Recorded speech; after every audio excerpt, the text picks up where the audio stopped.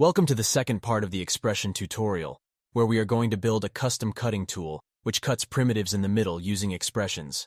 If you're not the typical, let me do this on my own guy, you can actually buy what we are going to create today.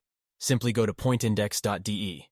Under Houdini tools, you'll find the very first tool there, the Chop Suey 1.0, that is doing what I'm going to show you now with some extras. But if you are more like, no way man, I want to learn this and I don't want to buy anything, then let's go build it. First we need a little setup. Let's create a grid. Size doesn't matter in that case, and make the rows 2 and the columns 2 as well.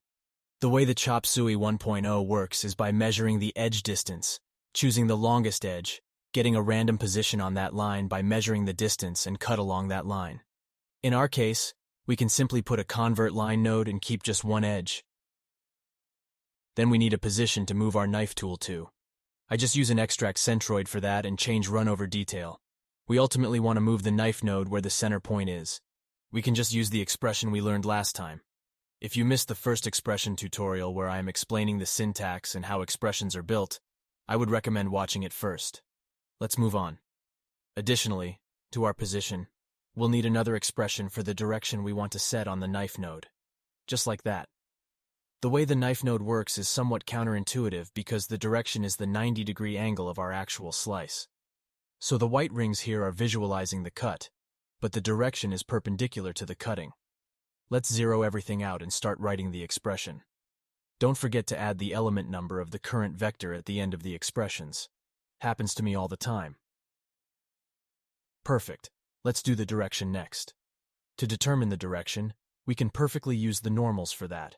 Just grab a polyframe node and connect it to our blast node. There are many ways to make normals. For instance, if you are familiar with Vex, you are perfectly fine to do it like that. But let's stick to the polyframe for now. Change the entity to points, uncheck normal, check the tangent, and write the N in there. Now we have our normals set up in a way that we can use this information to drive our direction. Go back to the knife node and repeat the expression we wrote before on the position. But now change the name of the node where we are grabbing the attribute from, and change the attribute to N. I changed the point number here, but that doesn't matter in that case, since both points have the same normals. Boom, we oriented our knife node, so we can always cut in the middle of our primitive, no matter how it is oriented.